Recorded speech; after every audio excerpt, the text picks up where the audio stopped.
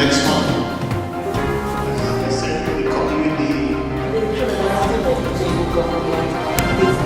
joined ourselves together to promote monthly lectures that is relevant, subject matters is relevant to the growth of Tobago.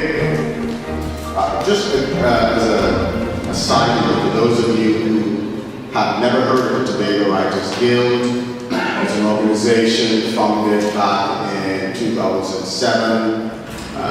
Some of the founding members were Deborah Higgins, Lorraine Morris Phillips. She was the voice of Radio Tampering in the morning, guided by Selwyn Cujo, and they decided to form this guild as a way of providing a literary arts culture in Tobago. Trinidad is replete with many of those, and we felt that Tobago needed to have its own literary arts culture, and so the Tobago Writers Guild was formed to provide that.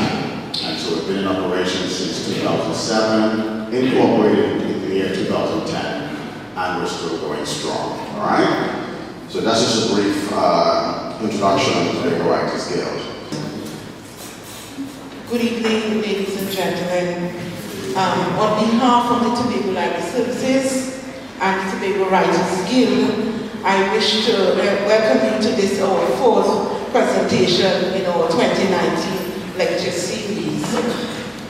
This series of lectures represents a collaborative effort that not only involves these bodies, that is the Library Services and the Writers Guild, but extends to communities and groups who wish to participate in charting and pursuing our country's development course. It is through events such as these that we further our awareness, expand our information and knowledge capacity, and enhance our critical assessment skills, all of which are important elements in creating a society ready and able to achieve the development goals we set ourselves. A special welcome is extended to Dr. Vanus James, to what we hope is an impetus for community conversation, greater involvement, and a shared vision. Thank you so much. Good afternoon, everyone. Well, I'm here with Mrs. Tomasa. She's not here, and I'm the president of the council of Texas. I just want to bring welcome. Well, she was the oldest, one of the oldest members of the village council presently, and she's not here this afternoon. She will be here later. So I just want to bring greetings from the council. We are just trying to keep this community running soon, and those who from other councils, welcome to Charlottetown. And we're moving ahead very strong, although we have our challenges to get things done. I must recognize Mr. Brown. Mr. Brown, stand please. Mr. Brown, Mr. Perry, Mr. Perry and Mr. Taylor. We always try to keep things running and keep the village under control, and recommend to get a recommendation how to get things done this way. So on this note, I don't want to be the speaker this afternoon. Thank you for coming and enjoy the rest of the show. Ladies and gentlemen, Dr. Vanus James is a distinguished son of Charlotteville soil. Yeah.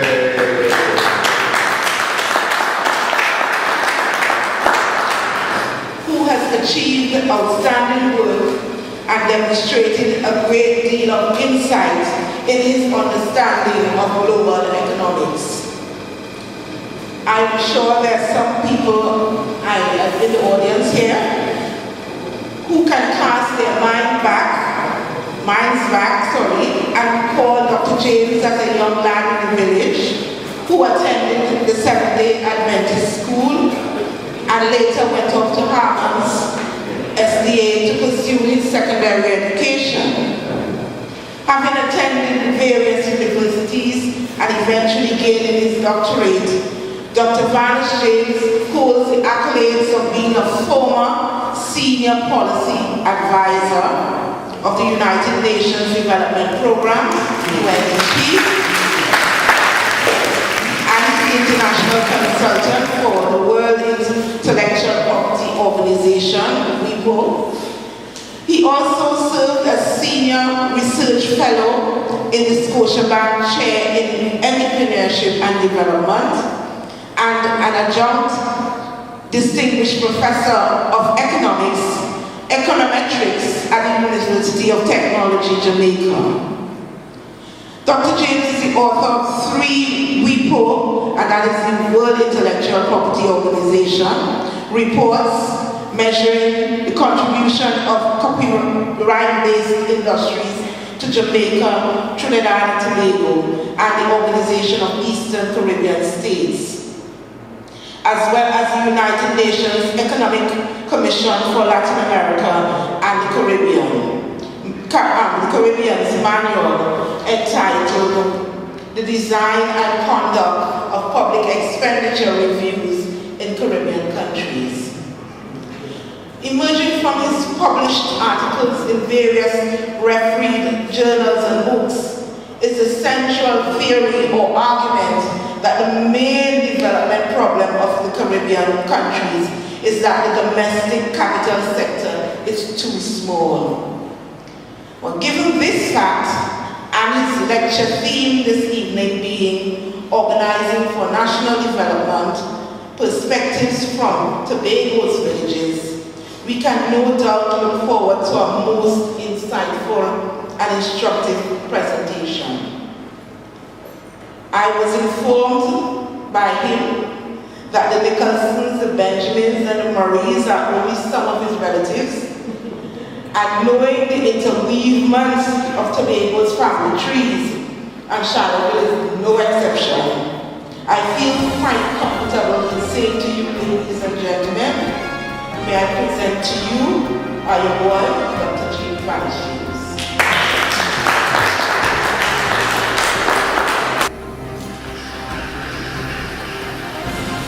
So, welcome to all. Good evening. Let's take this session as a conversation that we're going to have among ourselves about how these villages really ought to fit into the National Development Program. I want to thank the Writers Guild for inviting me to come home to participate in this process. It's good to be home, as always. I was born just down the road. I was born up there and lived all my life just down the road in Camden, the greatest part of the village ever. That's right. Because of the mash up the day here. Well, not only. So now we want to have a beautiful beach to go and bathe, you know, I forgot about that.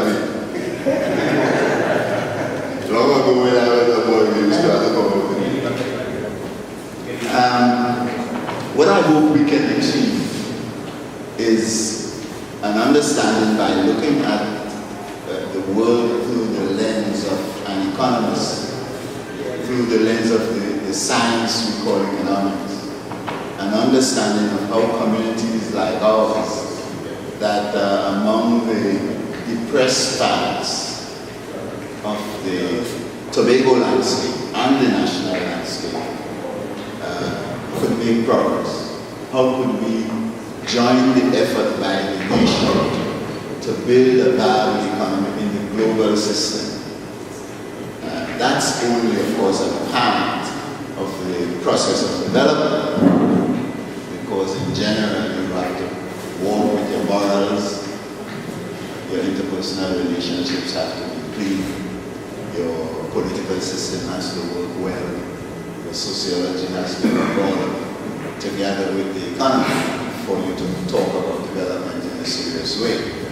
But I think we can capture the essential points that are going to keep those in perspective if you take it from the angle that an economist would bring. So the topic you assigned me is organizing for national development, perspectives from villages like Charlottesville. And here's the way I will tackle it for you. Let's talk first about Tobago's development problems. If you want to understand how to organize for national development, you've got to understand the substance of the development challenge that we face. And then, after that, I will characterize for you what development is. And it comes down to two fundamental questions. What do we produce? Me and Mr. Brown were just talking a little while ago about the production systems we have in China. What do you produce? And what do you export? You have to think of a community or an island, Tobago, the same way you think of your home in the nation.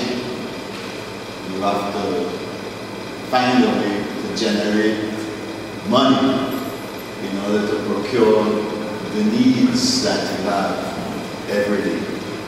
And so you have to take the skills you have in the home and go sell it to the rest of the world in order to generate that money, generate that income.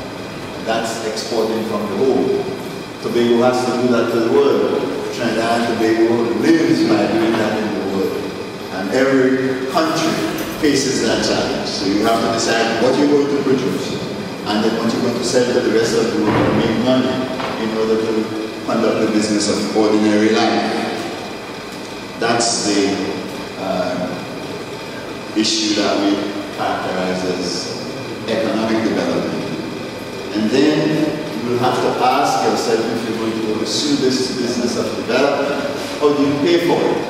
How do you finance it? Just the other day, the Prime Minister posed that question to somebody who came with a very lofty proposal to him. And he asked them, well, how are you going to pay for it? It's a critical question. It's one of the big questions that we have to answer as professionals studying the phenomenon of development. And then we will put Tobago in the context of Trinidad and Tobago by identifying a few key facts that you ought to keep in the back of your minds as you think through this topic. And then I'll characterize how Tobago fits into the process of development, what we as Tobago should produce, and what we should export. And then talk a little bit about how we could organize ourselves, so that gets us to the meat of the topic you asked me to talk about. How do we organize ourselves as Tobagonians to fit into that process? And then finally, of course, how do we organize our villages? When you talk about organizing society, I think you could, because from that distance it's tough for them to see the screen anyway. So maybe you put on the lights to the back. Anyway, we will talk about organizing ourselves and ensuring that we fit into the process in a proper way by putting fair and inclusive systems in place. So I'll spend a little bit of time talking about some of the provisions for fairness in the sharing of the development outcomes and inclusiveness in shaping the development outcomes. And the way I was just talking with Brown about getting everybody's voice to be heard in deciding how we share in the development process. Let's talk a little bit about Tobago's development problem. Everything must be fitted into that context. The most important way to think about your development problem as a village, as an island, as a country, is if you think about trying to do a garden, and then you discover that you don't have enough cutlasses and hoes and other forms of what we call capital, equipment and tools and capabilities. The most basic source of what we call the development problem is having an inadequate stock of what we call capital, capabilities to do things, tools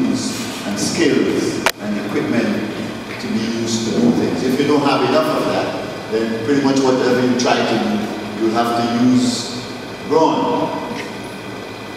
And that makes you very unproductive.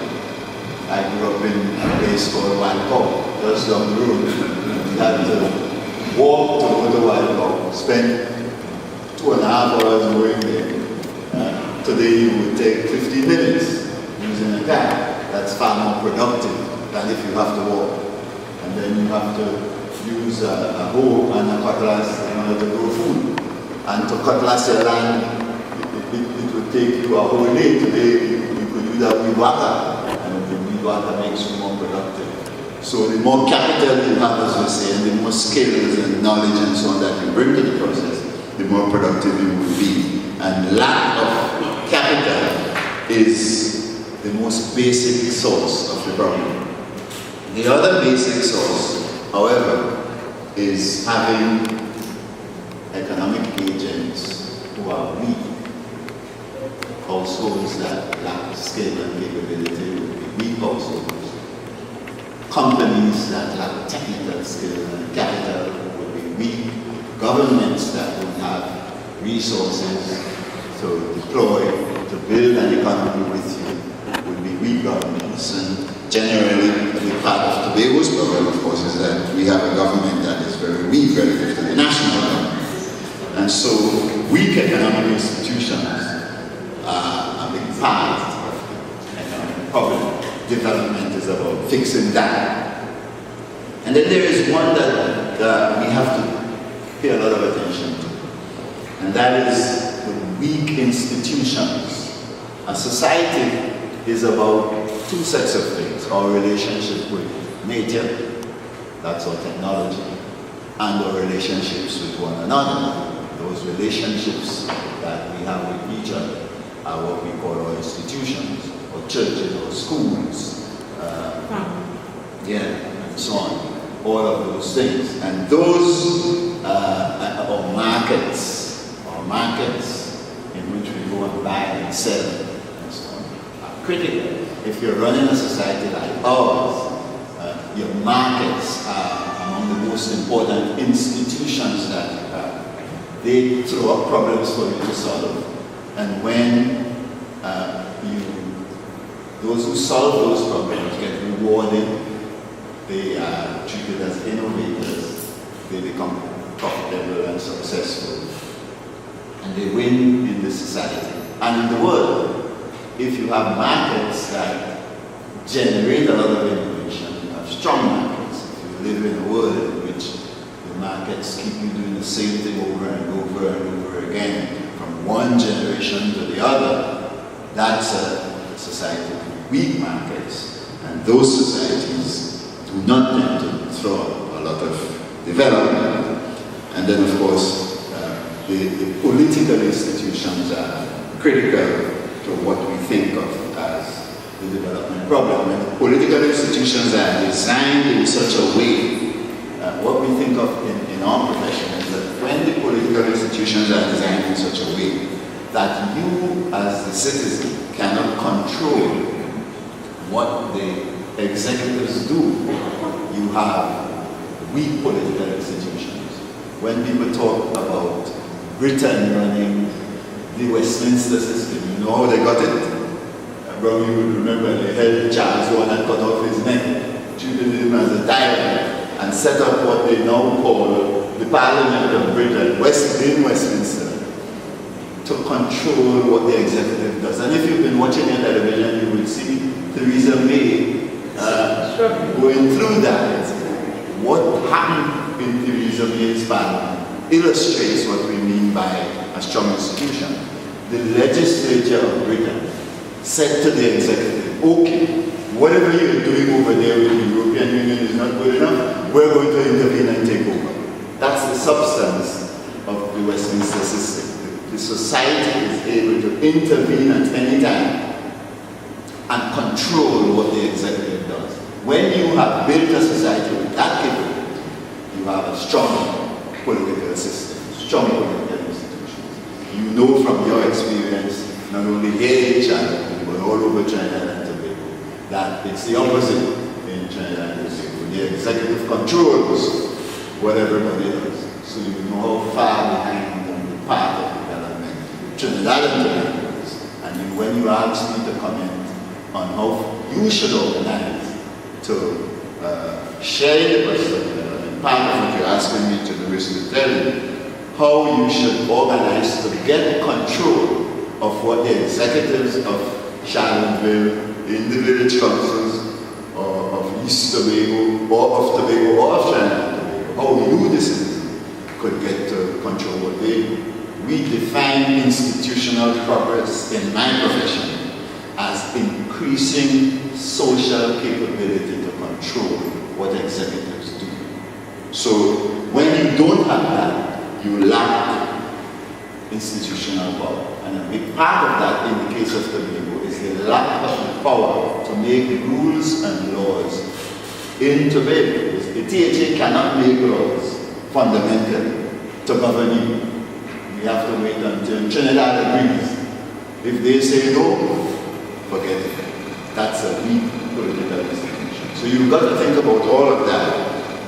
And we'll spend some time later and discuss how we could fix our institutional powers in a village as well as in Tobago and in Trinidad and Tobago, of course. What are the consequences of having these development problems? How do they show up in your real life?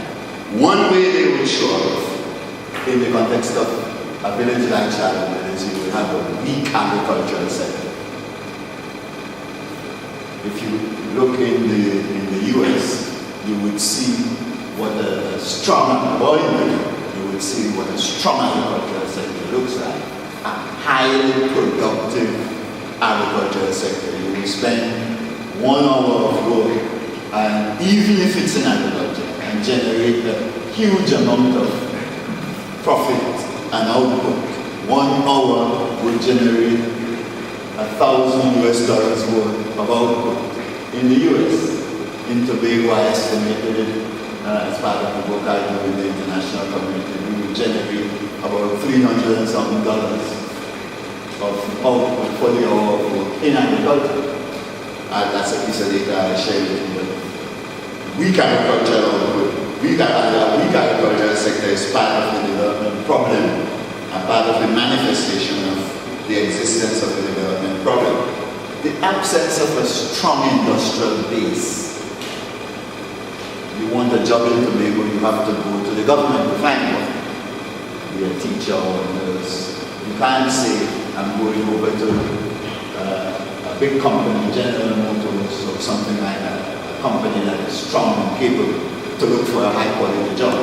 Almost all the high quality jobs of Tobago aren't in government. So you do not have private, strong industries to employ. That's a sign of the existence of a serious development problem in your hands. And then, a major manifestation that I heard the Secretary of Finance admit to a couple of days ago is that as a consequence of the absence of a strong agricultural sector and a strong industrial base, everybody works for the government. So 60-something% of Tobagonians work for the THA, right? And they're doing all sorts of low productivity work. That is a manifestation of the problem of development. It's a characterization, as we would say, of the problem of development. That was discovered back in 1954 when I was a little boy by a great solution economist called Arthur Lewis. He set out those characterizations for us to use. And a major manifestation, when he knew, all of us used to be employed for the most part in agriculture. It was manifested that way in those days, low productivity activity in agriculture. Today in Trinidad, it's low productivity employment in government. Government tries to be employer of last resort, but everybody works in there producing very low output for their labor.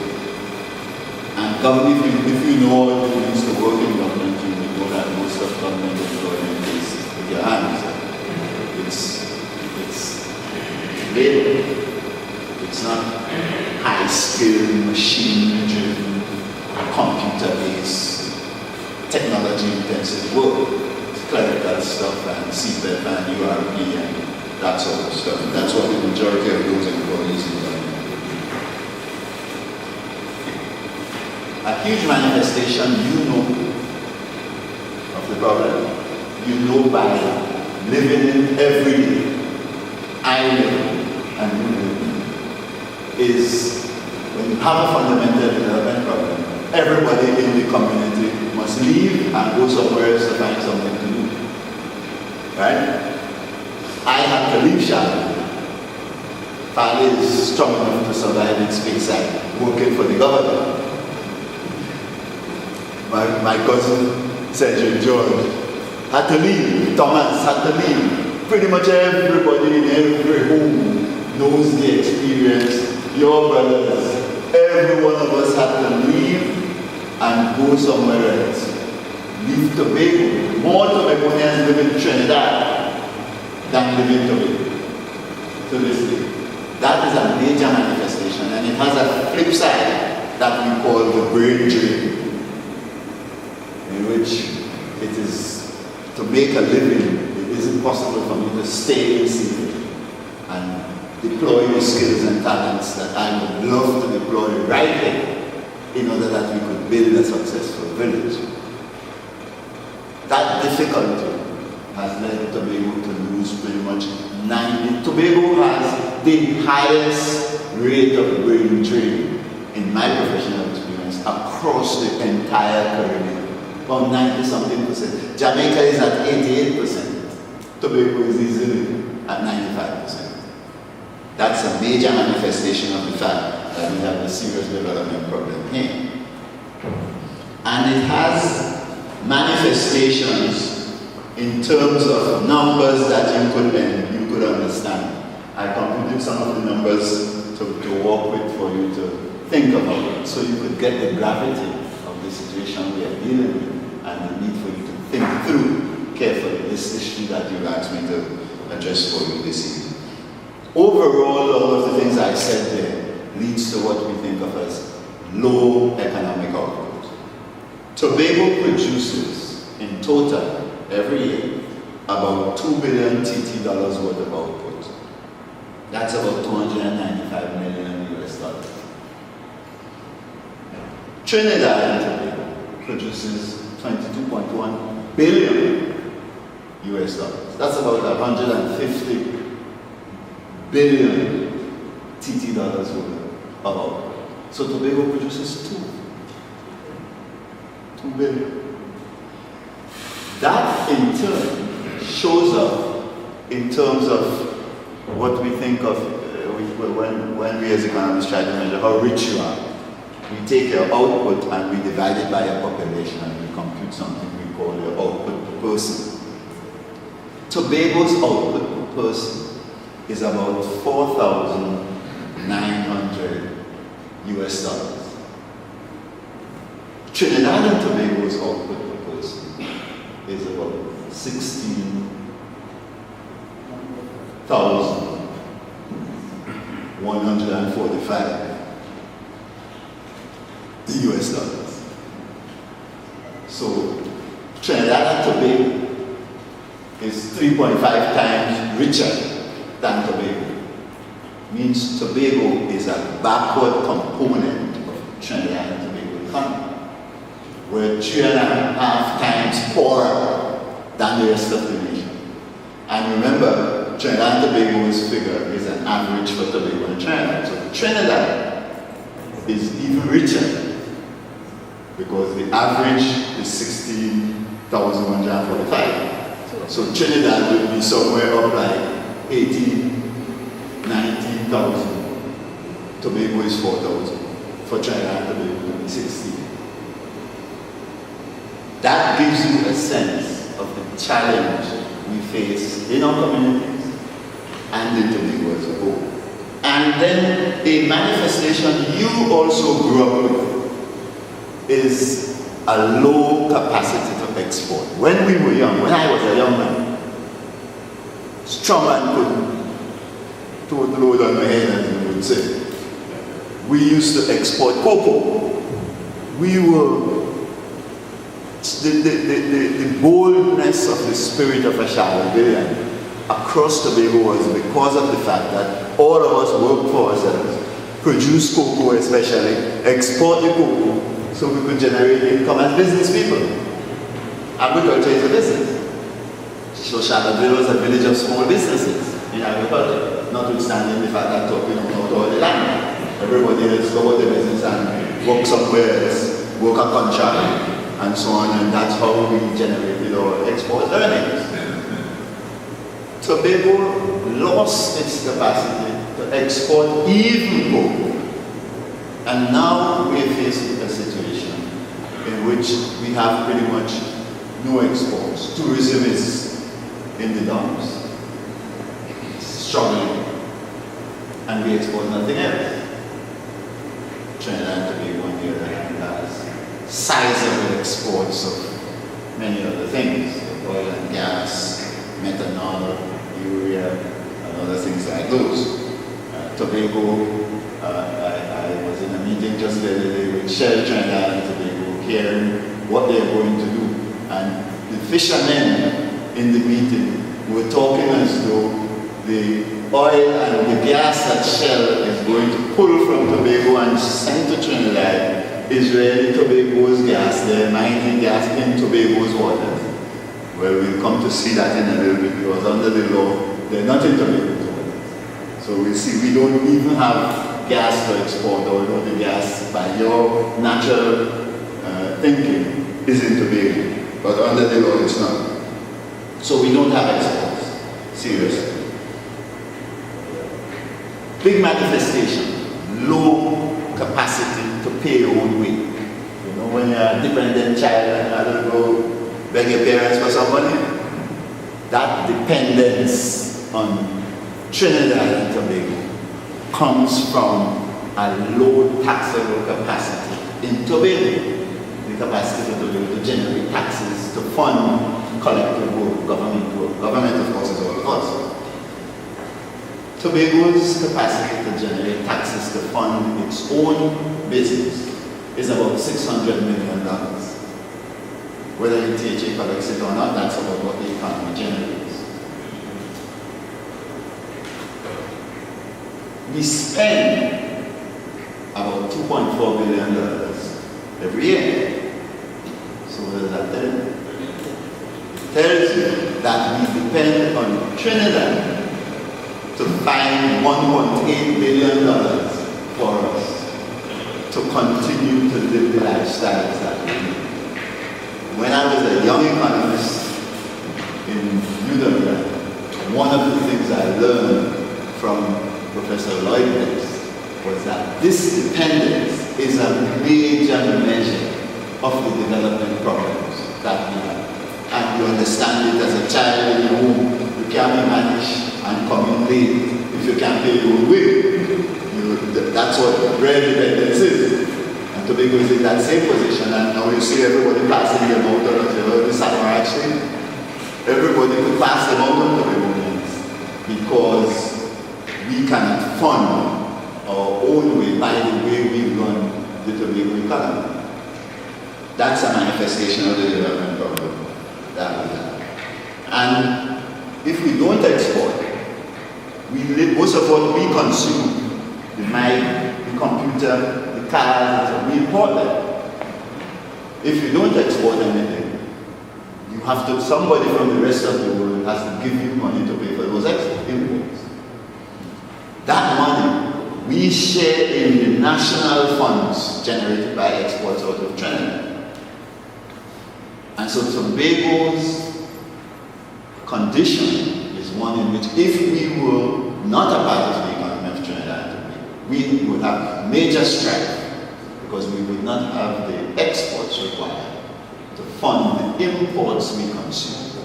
Fortunately for us, we get the transfers from Trinidad to fund our consumption of imports. That's a fundamental problem that this generation and the next must confront. Which is why it's such a wonderful topic that Mr. Brown and his team decided to let's talk about this evening.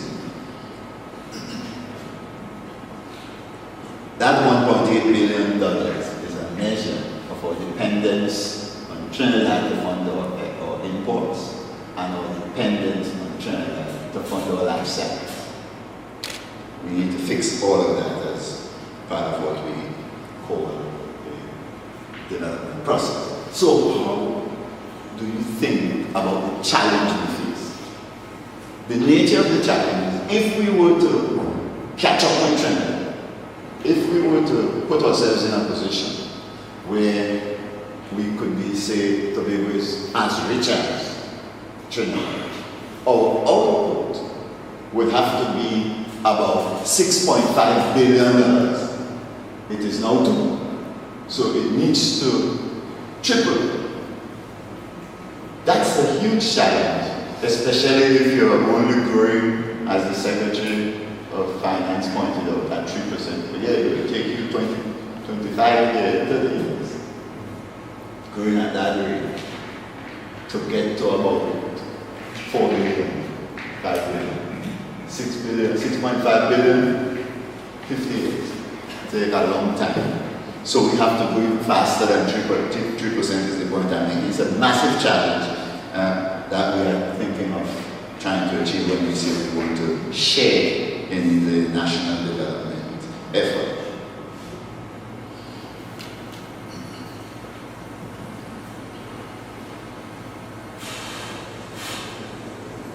So what is this national development effort that we're trying to share? Well, it's a process by which we solve those problems, we fix those problems I identified. And it's normally solved by 2 sets of steps. One step is you have to accumulate capacity. You have to accumulate skill, equipment, tools, and so on, what we call capital.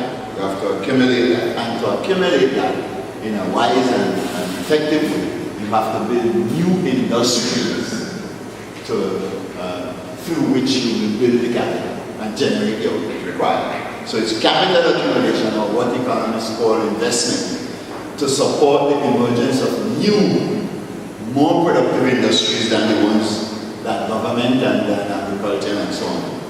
And then, of course, new industries that could export. So we have to think of new industries, new exports, and combine them with new industries that could export. That's the heart of the problem, and then of the solution.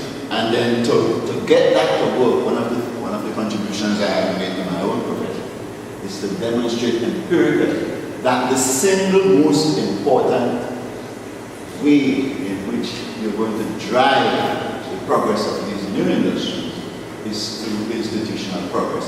In fact, I've been invited to come to Geneva next month to speak on this issue and how Tobagonians and Caribbean people generally could benefit in pursuing development along these lines by getting the copyright laws in order, what you call it, WIPO. That conversation is alive and around the work that I did for them on that question. So what you're going to find is that you're going to have to accumulate equipment and tools and skills and technologies and so on, build capital, invest in developing your capacity on one hand, and on the other hand you have to invest in developing your institutions in order to talk about solving the development problem and having a national development process in which you want to share. So that raises 2 big questions that you must confront in thinking through how to share. One is, as I said before, what do you produce? What are the industries through which you will generate this development? And what do you export? We have a word that would be easy for you to think through, to use, if you use it, if you drive in a car every day. What we think of in my profession is the analogy, the engines of growth, right? The engine in your car. What is the engine? Is it this engine or that engine? Or what is the engine that will drive your development? And that's the summary way to think of what are your industries and what are your exports. I proved for the United Nations in writing the trade policy for Trinidad and Tobago. Last year, I was a consultant there invited to come and do the technical work underlying the national trade policy. I proved from empirical research that Trinidad and Tobago has two growth engines. One of them, as everyone here should know, is in this mining and manufacturing cluster, oil and gas, and methanol and urea, and so on. That's one engine. But what I demonstrated from the evidence is that we have a second growth engine that contributes more to the quote-unquote development process than the oil and gas and so on. And that is the services cluster, education and healthcare. Right? Those are the things that drive productivity upwards. Remember, it's education that drives skill. Yeah?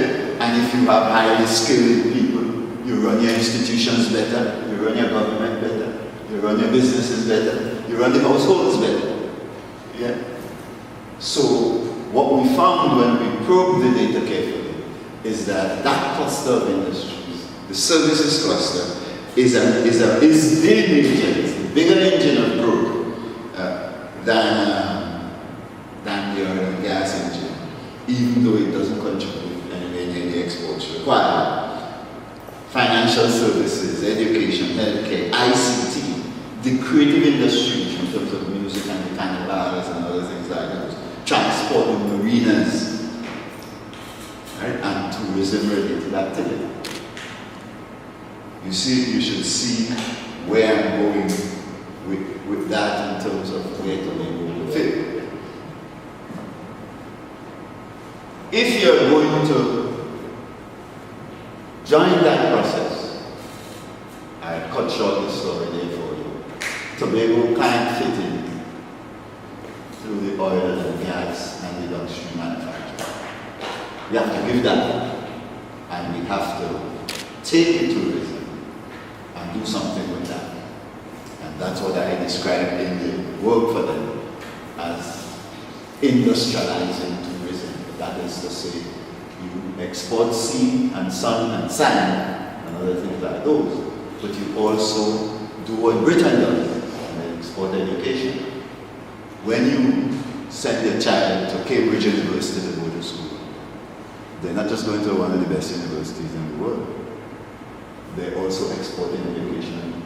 They're also importing education from Britain. And I must recognize Dr. Fee as putting that out to the National Tobago Assembly just the other day to say Tobago's future is in exporting, developing tertiary education for export. There's Dr. Fee sitting right here. Wonderful idea that she took to the House of Assembly. Let me also remember to recognize Assemblyman Fadi, who represents me in THA.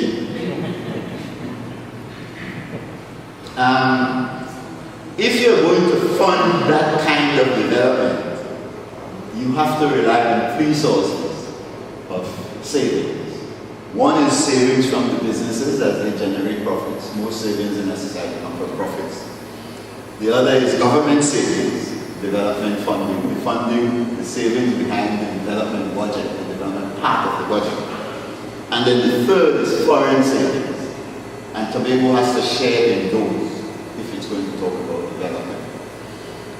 And there is only one way to generate any of those savings. If you're going to get the foreigners to come to Tobago to invest, productivity has to be going up so they could see that it's profitable to come. If you're going to get corporate savings, corporate productivity has to be going up so they become more and more profitable. And taxes, for the most part, come from the corporate side.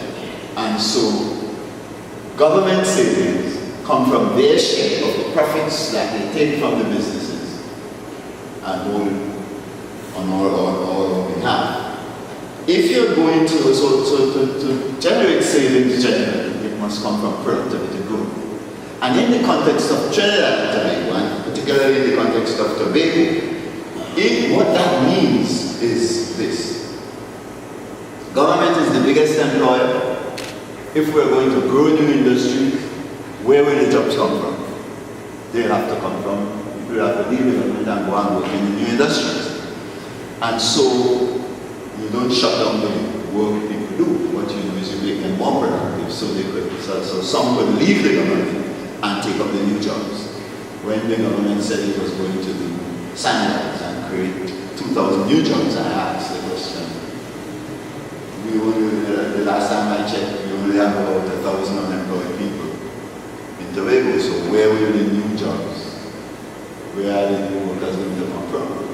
Either the THA is going to have to share some, or they're going to come from outside. Venezuelans come and Caribbean people come and get the jobs.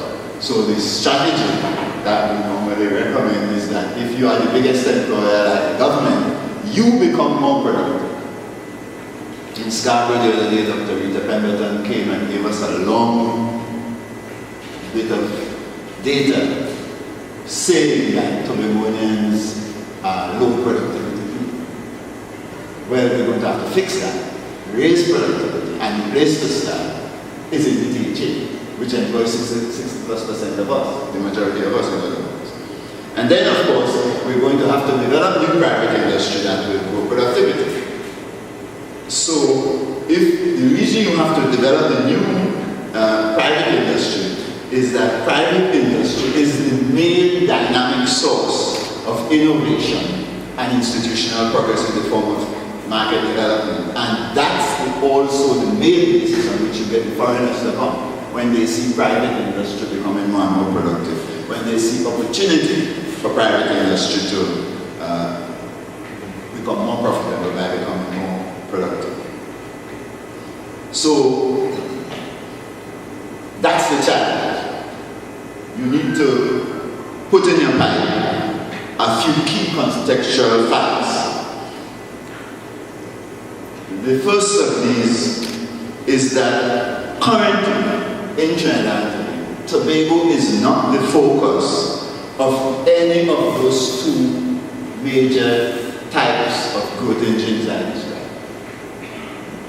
For the last 133 years, the national development effort has been concentrated in Trinidad. Trinidad has far more tourism than Tobago. Right? One carnival will bring more people into Trinidad and Tobago every year than Tobago attracts all year. And Tobago, of course, the national government has never thought it wise to establish any component of the national industrialization effort in Tobago, inclusive of the fact that the best port potential, Tobago sits on the Atlantic seaboard. My colleague Ken Lewis in the back there is an engineer, and we always take a look at the geography and say, but Tobago sits right on the Atlantic shipping lanes.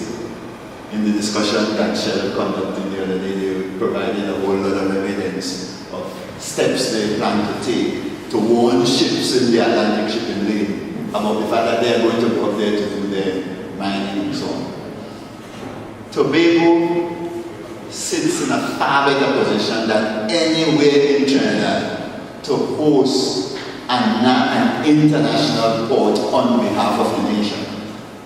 And yet, no government has ever seen it fit to go up on our north coast in the middle of the shipping lane, where it will be cheaper, more economical, better for the nation. And I've been in meetings in the country where all the professionals I talk to in Trinidad and Tobago say, in Trinidad especially, they say, look, there's no wisdom at all in developing any new port in Tobago. In fact, they even disagree with the Prime Minister's idea of putting a port in Togo.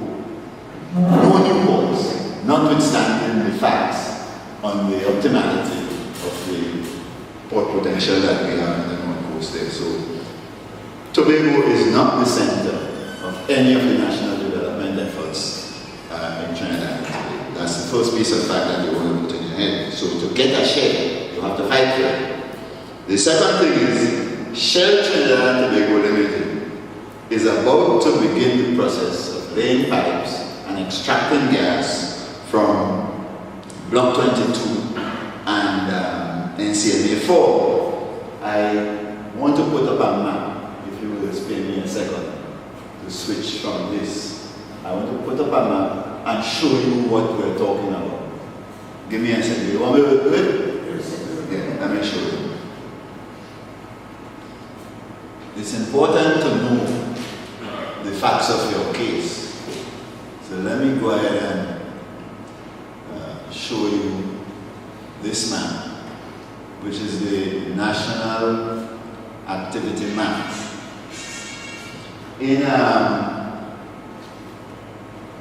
Look at this map here. This map describes Trinidad and Tobago. You see it? Yeah. You could see it? Yeah. Right. That's the economic geographical space of Trinidad and Tobago. I'm going to use my cursor. You see it moving here? So this is Tobago here. Yeah. Right? Yeah. This piece of the Tobago space is the famous NC at North Coast Marine Area 4. And this piece up here is Block 22. And it's in these two areas that Shell is going to be extracting gas from. Now, all of you would call that Tobago. Right? But in Trinidad and Tobago's laws, that is not Tobago. Shallowbill fishermen, most of the time, don't fish in Tobago. They fish in Trinidad and Tobago, but not in Tobago. Because here's Tobago. This 6 mile in here. That's what they define as Tobago in the law.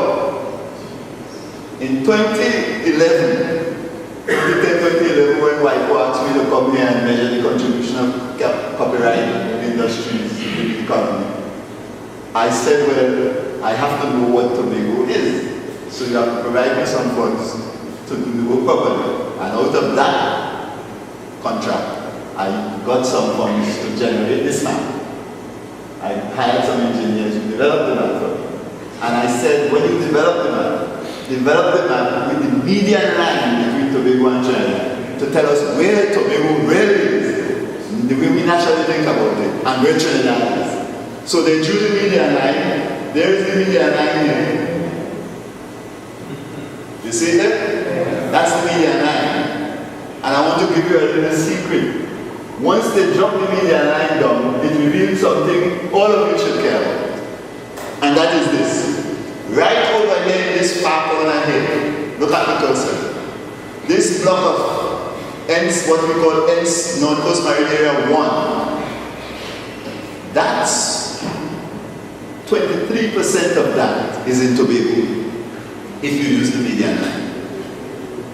Right? 23% of that. But that's where Shell currently mines gas.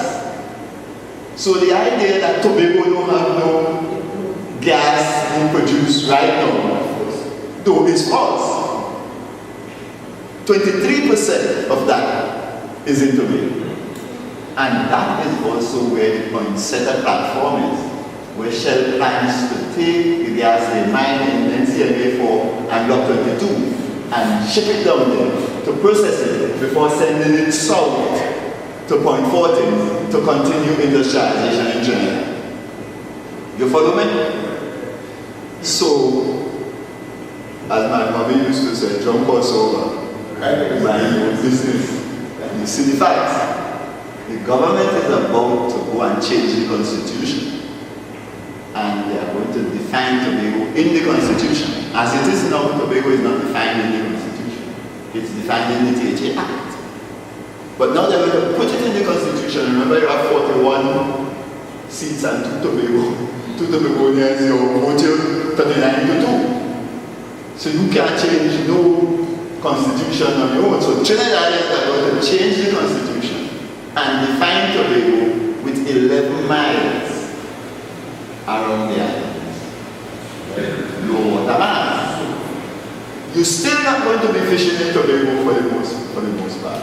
And it would still be true that none of Block 22 and none of the gas in NCLA4 would be in Tobago. So you have to mind your business.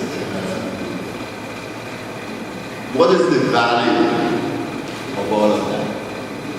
The important point that I want to draw home there for you is that you're going to have to, let me go back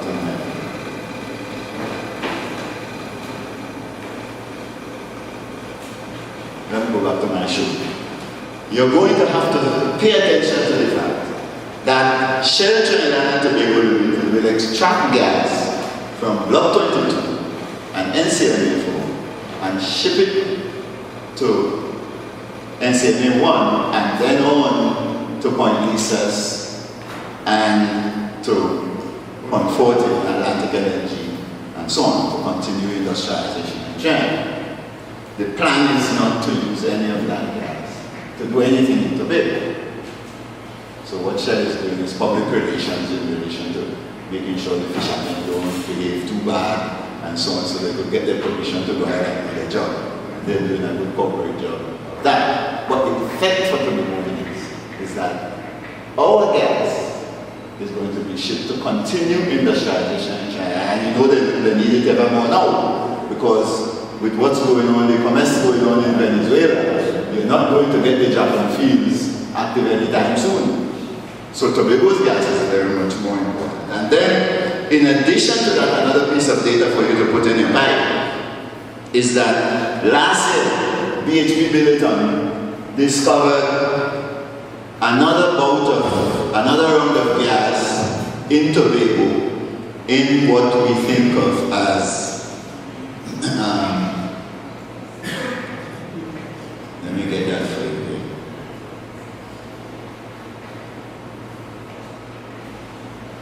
Let me show you where this piece of gas is.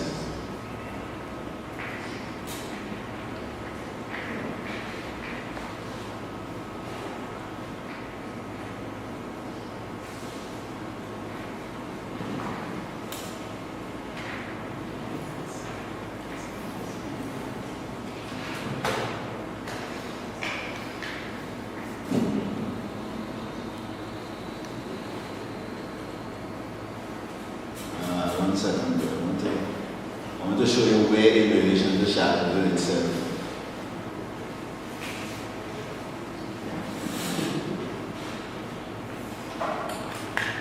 So that should come. Right. BHP Billiton last year discovered 5 trillion cubic feet of gas in another block, Trinidad and Tobago Development Area 14. TTD AA 14, and this is Charlottesville here, on the northeast coast here, and this over here, this block across the road here, is the TTD AA 14. So that's squarely east of Charlotte. So it's not just Tobago's gas, it's Charlotte gas. No. The value of all of those points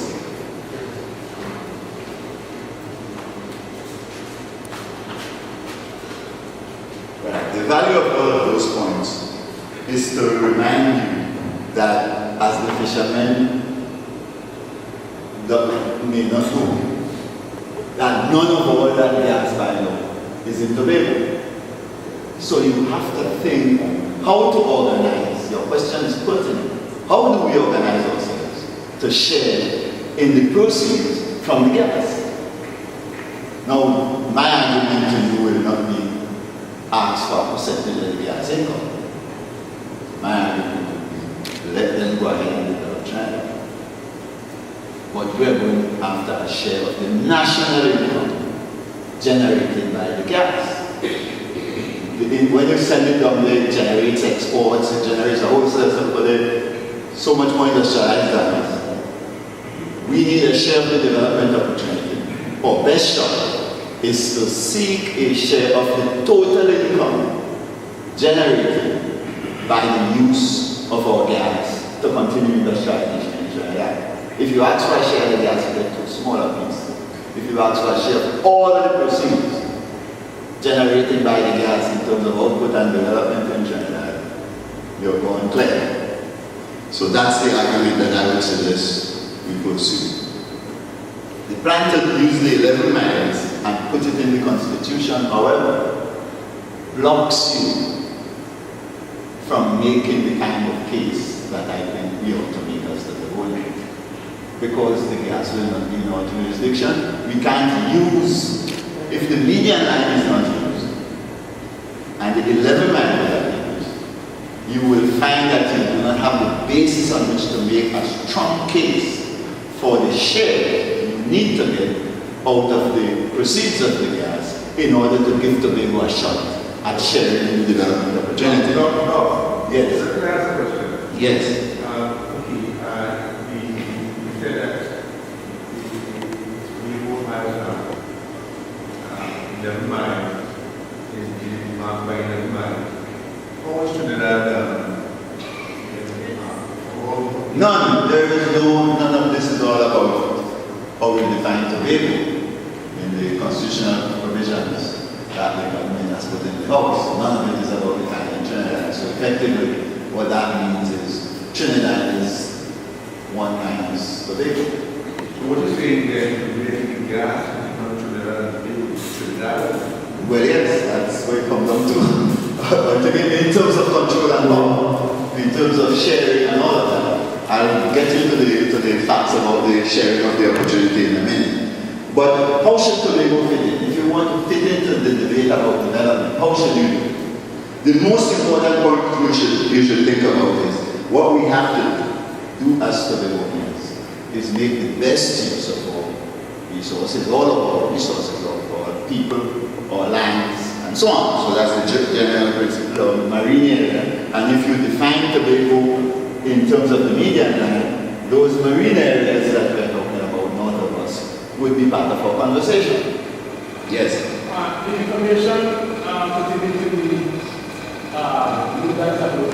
where can the average student Find the data on the Parliament's website. It's there. The Joint Select Committee there's a website for the Parliament. That's where I went. On that website, I found the bill that the Prime Minister laid in the House. The Joint Select Committee, I think, also has a website. So the Prime Minister is what you mean? The Prime Minister of Trinidad, our boy from Nation, the Parliament.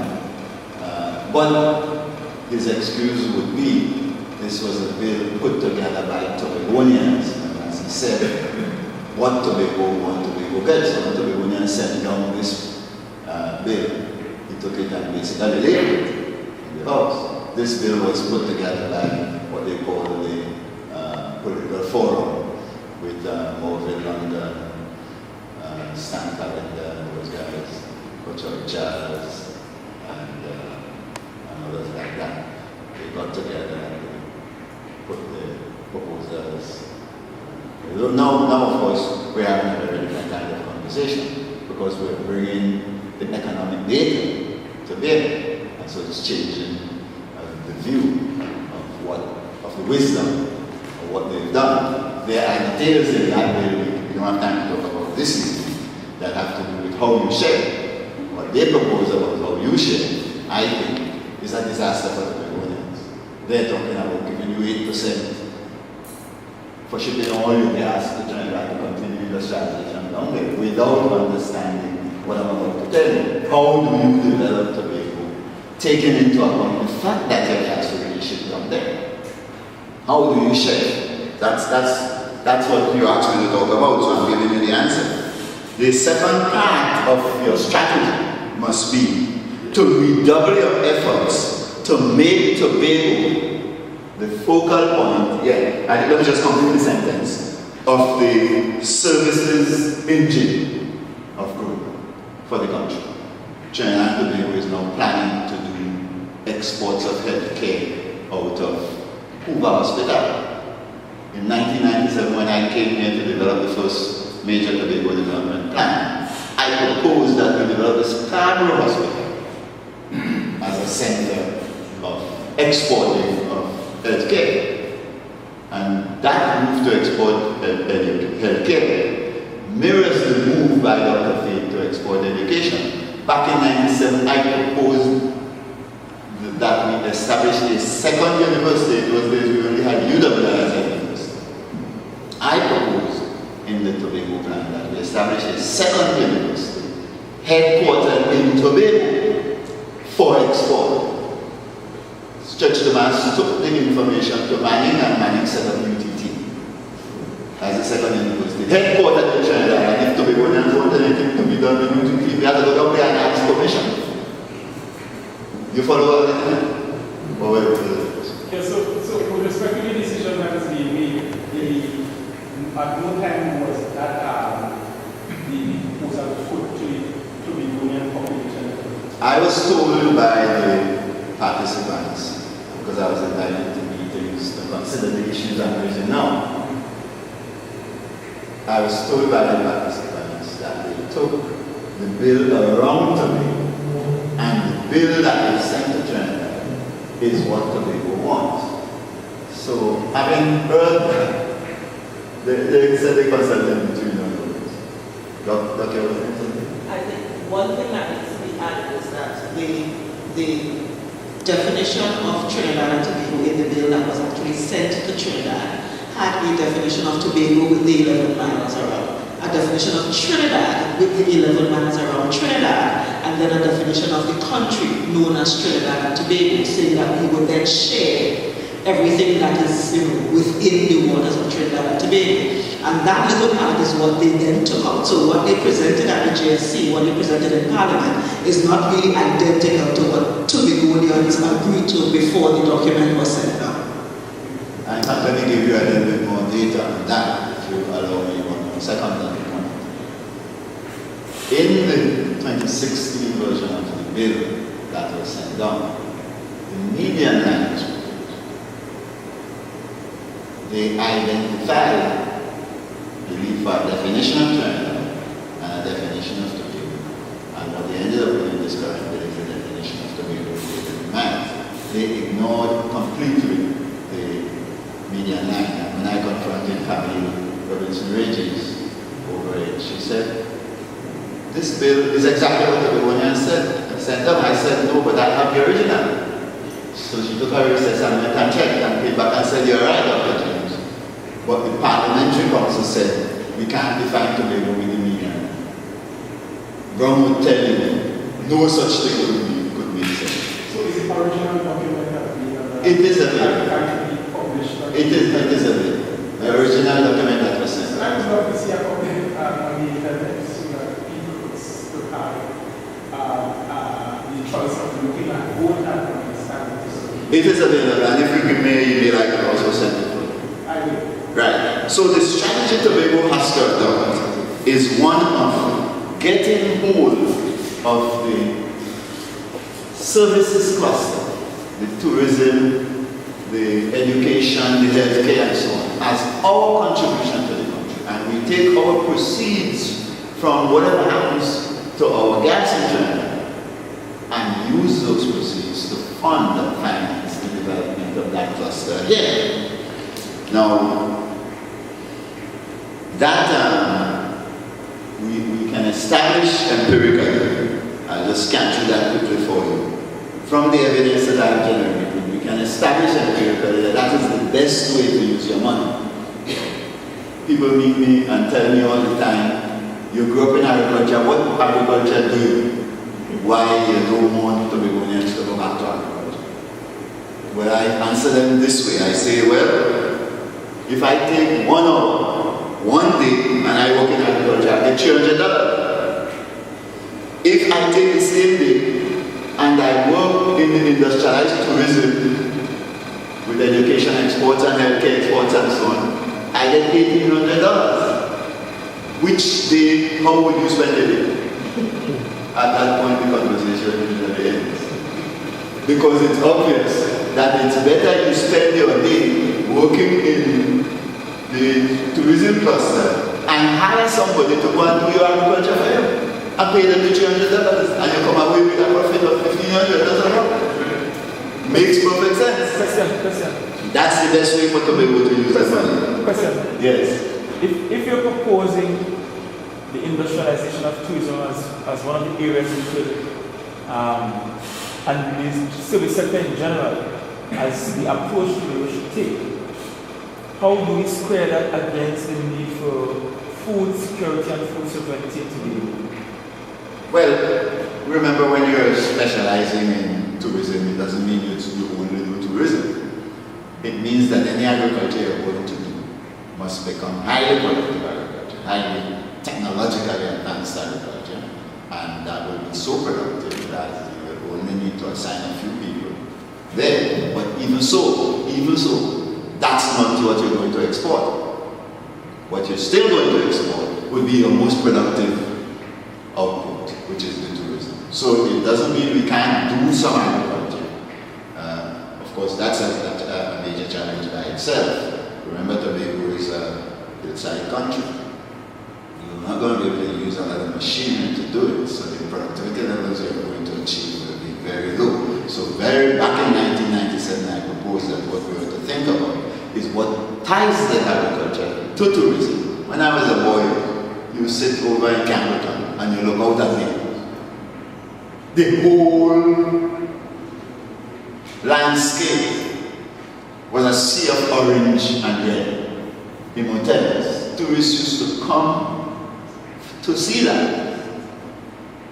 Now, that's what I call agro-tourism, then. You landscape Tobago, even if you're growing the hotels and cocoa tree, for the purpose of creating the attractions tourists want to come. People used to come to our area to see the hotels in bloom.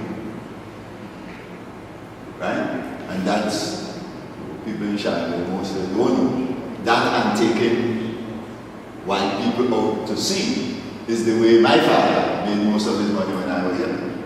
It wasn't from farming. I grew up there watching him every day. Most of the money came from the tourism. Right? So that's where I think we ought to push our heads. And then the question becomes, how do you organize to fit it? It turns out to be true that if you want to get into industrialized tourism as Tobago, government savings are going to be the primary first stage input. It turns out that we know from the evidence around the world that government savings is a necessary spending, or government development spending from the government savings on development projects is a necessary condition for the development of the industries that we're talking about that will generate corporate savings and attract the foreign investors to come in. And as a consequence, the biggest question for Tobagonians is how do we get a fair share of the government development savings, the government development budget, so to say. Now, if you're going to get that share, you have to push your own productivity growth, as I said. And you need to have major institution reform in Tobago through the THA to get access. I'll tell you what that means. You're going to need technological upgrades inside the THA with in-service training programs designed to raise worker productivity inside the THA. And you're going to need a THA development program to facilitate the development of a private sector, strong private sector in Tobago. And then you're going to need village-based governance reform if you're going to base Tobago's development on the industrialized tourism. I want to show you some evidence related to that. Step one in the governance reform will be government having to reform the THA, so to say, in order to allow some of the non-core government activities to be privatized. You have to take the accounting, the production of the aggregates, the marketing, the landscaping, the infrastructure development programs, and privatize all of them to anchor the development of private enterprise in Tobago. The government currently says the private sector in Tobago is weak. A big part of the way it's trending it all over the world is that you privatize a lot of the non-core activities.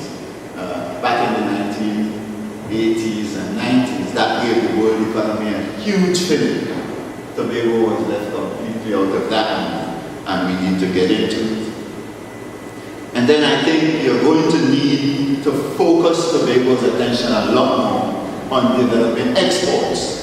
And that means you need a Tobago Export Development Agency that is led by the private sector with capacity to provide financing and technical support to the private sector. You'll see how that fits into the village issue in a few minutes. Now the point that you need to get is that currently, to do all of that sort of stuff, Tobago doesn't get a fair share of the development budget of Trinidad and Tobago. When I did the work on the development plan back in 1997, it occurred to me that these facts hold. Trinidad generates all the growth of corporate savings. Trinidad, businesses in Trinidad, none in Tobago. All the foreign direct investment in Trinidad and Tobago, most of the businesses in Trinidad. None of it comes to Tobago. And Trinidad gets 96% of the national development budget. So you have to fix that. You have to get a fair share. And to get the fair share, you have to define Tobago in terms of the media line I showed you on the map. What that definition means, if you look back at the space that I showed you, is that Tobago would now occupy 60%. My engineers are reviewing the map right now, and we're going to give you an accurate count. But it's about 60+%. So I will put 60% for now. But we have about 60% of the economic geographical space of the country. I will use that fact to Tobago's advantage. What I will do is allocate the budget for Trinidad and Tobago in relation to the size of our population and the share we have in the economic geographical space. In the Constitution, I will put a formula along these two lines. For the recurrent budget, every citizen is treated equally. We're organizing here for sharing in national development. In the recurrent budget of Trinidad and Tobago, every citizen should share equally. So what I will do is assign Tobago a share, just as I did in the Dispute Resolution Commission, equal to your population share. That gives you every citizen treated the same way across the country. That gives you about 4.5% of the recurrent budget. But that will turn out to be about the 2 billion that you get now. Secondly, for the development budget, and this is practiced all over the world, you assign Tobago a share in the Constitution in proportion to the average of your population share and your share in the geographical space. It's done in every multi-unit jurisdiction. If you read the New York City Charter, you see it used there. It's used in Australia to distribute development budgets around the states of Australia and so on. You can do the same thing here. We're not killing no breeze. Right? If you do that, the average of your 4.5% share in the population and your 60% share in the economic geographical space gets you about 32% of the development budget of the country. And that 32% is about the 2 billion that Joel asks for every year and gets 300 million in return.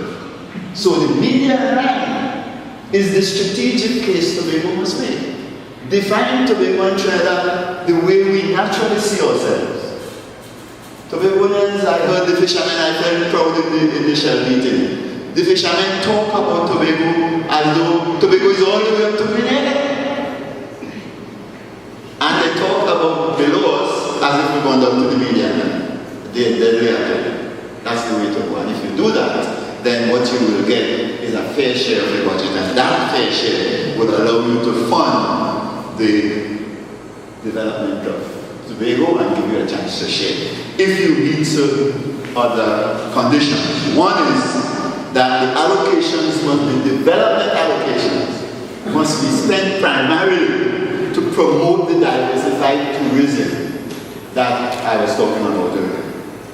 And secondly, you need to include in the redesign of the Tobago governance arrangements provisions for the development of inclusive development financing for businesses that want to join the fray. Shall businesses too. We'll talk about that in a few seconds.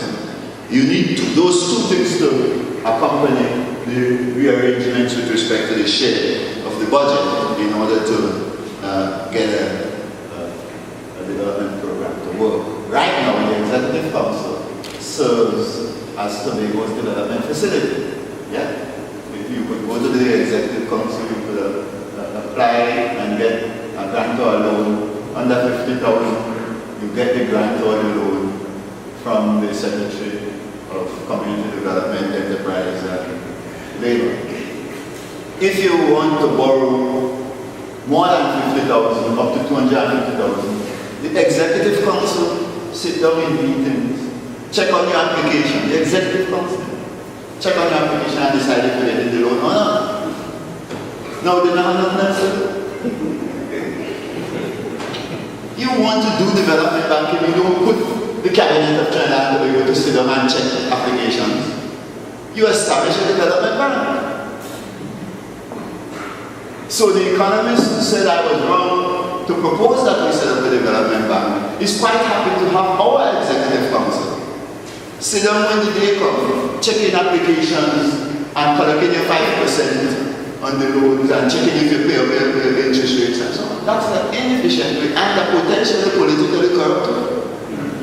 You can't go down that way. So we need to end the practice that the Executive Council now has of issuing loans through the Secretary, issuing loans through the Executive Council deliberations. Set up a professionally run development financing facility that will take the money you allocate to it, grow those monies in a professional way, and have a bigger and bigger revolving loan fund to lend to you to develop your businesses. I want to show you how you could use those facilities in a good way for the purpose of sharing the development effort.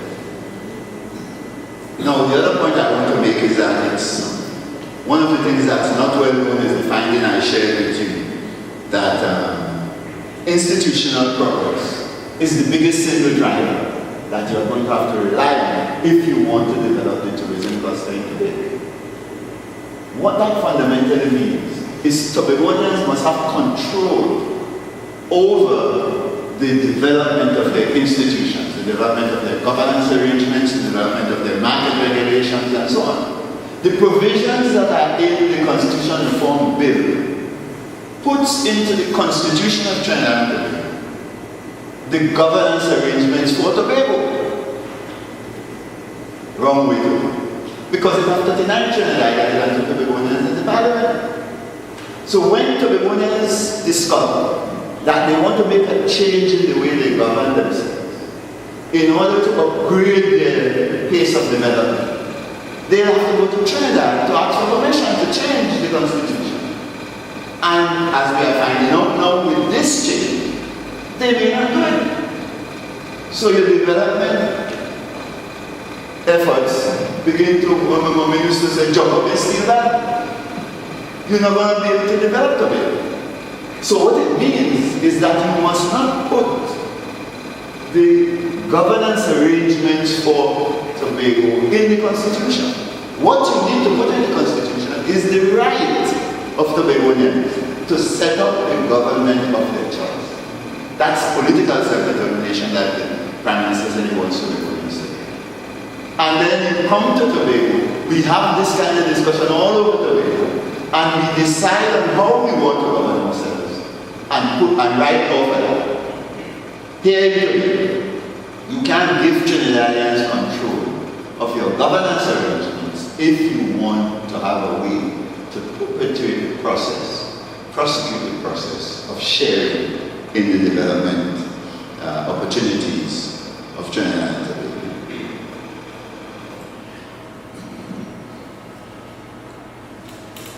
In that context, I give you 2 key points. First, on the development side, and I now want to turn to the villages and open up this strategy that since a child I've been making this argument. I used to argue with Rob the same way. I'm going to lay it out here again. It amounts to the answer to the question, how do we develop Charlottesville? I left and went to university to learn, to discover the answer to that. When I passed my levels back in 1969, everybody said to me, meeting me all over Tobago, I had done so well and was handling the money. And they would say, go and do medicine. My brothers and sisters in New York said, come to New York and do medicine. I said, if you want somebody in the family to do medicine, you go and do it.